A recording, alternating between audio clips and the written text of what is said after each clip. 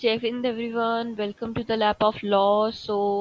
आज हम कंटिन्यू करेंगे इन सीरीज में सेक्शन 59, 60, 61। इस वीडियो में हम कवर करेंगे of the Indian contract act 1872। Welcome to the lap of law. ये क्या है, चलो देखते हैं। एप्रोप्रिएशन ऑफ पेमेंट्स मतलब जो पेमेंट्स करते हैं कॉन्ट्रैक्ट में, उसका कैसे एप्लीकेशन होगा, कैसे उन पेमेंट्स को किया जाएगा, क्या प्रोसीजर वगैरह रहेगा। तो इसमें क्या बताया गया, हम पहले सेक्शन पढ़ेंगे, हेडिंग पढ़ेंगे। एप्लीकेशन ऑफ पेमेंट्स वेयर डेप्थ is to be discharge is indicated. 60 section पढ़ते हैं। एप्लीकेशन ऑफ पेमेंट वेयर डेप्थ to be discharge is not indicated. इसमें क्या है, कॉमन है सब कुछ, but not this word is extra in 60 section.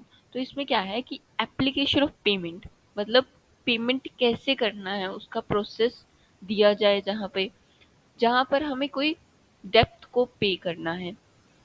जैसे like for example someone says कि आपको पेमेंट जी पे से करना है, so that is a medium of payment, तो उसी को बोलेंगे हम एप्लीकेशन ऑफ पेमेंट।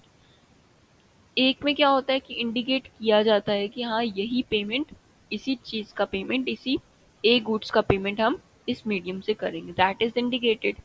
ये अगर इंडिकेट है तो वो हम सेक्शन नंबर 59 में पढ़ते हैं, अगर नहीं है तो हम सेक्शन नंबर 60 में पढ़ते हैं। सेक्शन 61 क्या कहता है, application of payments where neither party appropriates. इसमें क्या है, वो पेमेंट करना जिसमें कोई भी पार्टी कुछ बताती नहीं है कि कौन सा मीडियम आपको यूज करना है, या एप्लीकेशन का प्रोसेस नहीं बताती, जिससे आप चाहे वैसे पे कर सकते हैं, कैश और ऑनलाइन वट एवर मीडियम से आप पे कर सकते हैं। तो ये सेक्शन है जो डील करते हैं पेमेंट से। ओके, अब हम इसे डिटेल में देखते हैं। आई होप अभी तक क्लियर होगा। So where a debtor, debtor कौन होता है, जिसने कर्जा लिया है।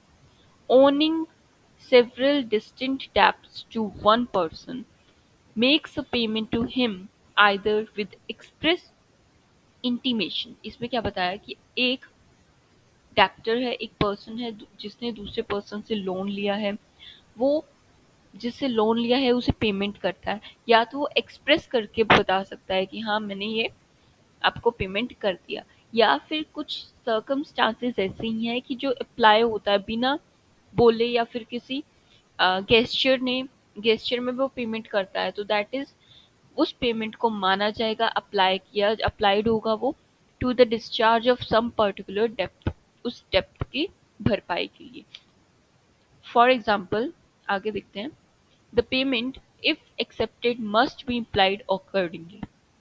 अगर वो पेमेंट एक्सेप्ट कर ली जाती है तो उसी पेमेंट को माना जाएगा कि वो डेप्थ का डिस्चार्ज है, वो हमारा जो लोन था वो रीपे हो गया है। इलस्ट्रेशन देखते हैं। इलस्ट्रेशन में क्या है, ए बी से कुछ कर्जे लेता है और 1,000 रुपए लिखता है एक प्रॉमिसिंग नोट पे कि वो 1 जून को दे देगा। ठीक है, ए जो है बी से कोई और उसका कोई लोन नहीं है, कोई डेप्थ नहीं है। ऑन 1 जून ए बी को 1,000 रुपए पे कर देता है। अब ये जो 1,000 रुपए की पेमेंट है वो माना जाएगा कि वही डिस्चार्ज प्रॉमिसी नोट का पे जो 1,000 रुपए लिखा था उसी का पेमेंट। ओके, ये क्या है, इलस्ट्रेशन है, जिसमें क्या है, अप्लाइड है, इंडिकेटेड है कि क्या एप्लीकेशन पेमेंट किस चीज का किया गया है। ओके, ये सेक्शन नंबर 51 में हमारे दिया हुआ है। एक इलस्ट्रेशन और देखते हैं। ए ने बी को एक पैसा दिया, 500 रुपीज दिए। ठीक है, बी ए को लिखता है और पेमेंट की डिमांड करता है उतने ही पैसों की। ए बी को उतने पैसे दे देता है। ओके, तो ये पेमेंट जो है अप्लाई की जाएगी उसी डिस्चार्ज में, उसी लोन के डिस्चार्ज में जो ए ने बी को दिया था डिमांड पेमेंट में। ओके, ये इलस्ट्रेशन आई होप क्लियर होगा। Section number 59। 60 पे चलते हैं। एप्लीकेशन ऑफ पेमेंट्स वेयर डेप्थ is to discharge is not indicated.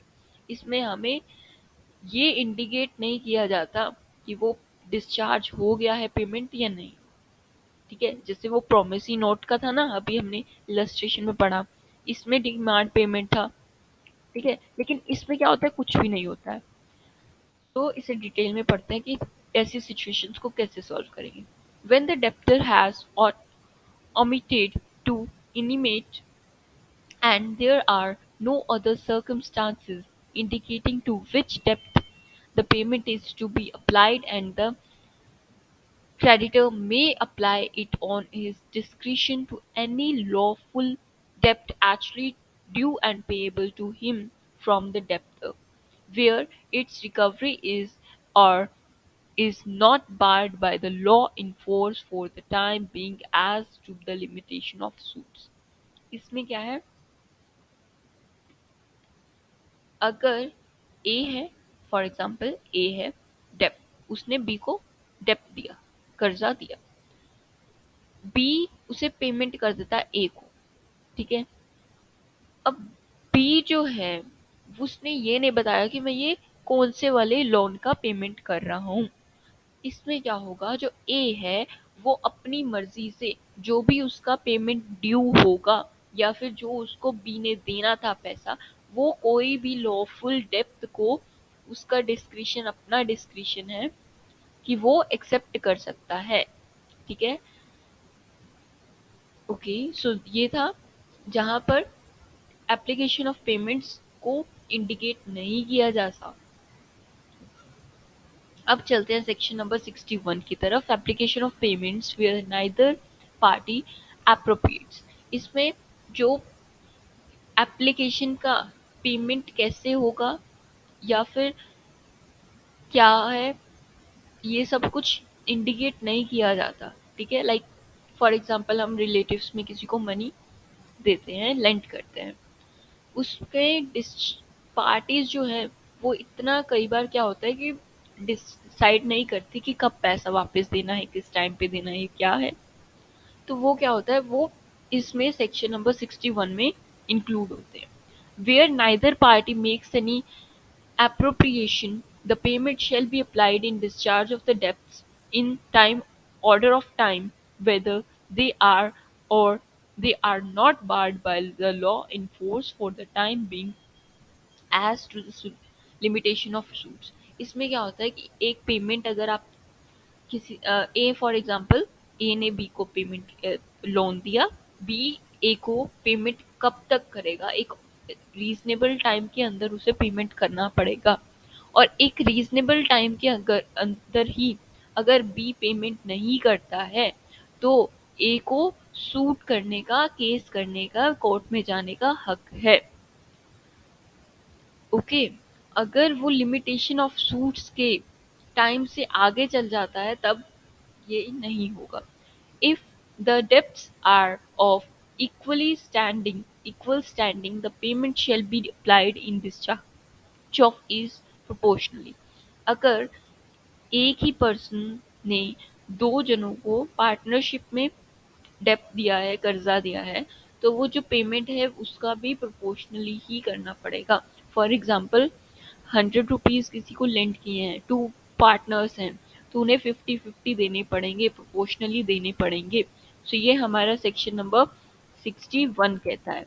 So I hope आपको अभी ये तीनों सेक्शंस कंप्लीट हो गए होंगे अच्छे से, और नेक्स्ट वीडियो जल्दी आएगा जैसे आप कमेंट्स करेंगे। So I hope this will help you, and thank you so much.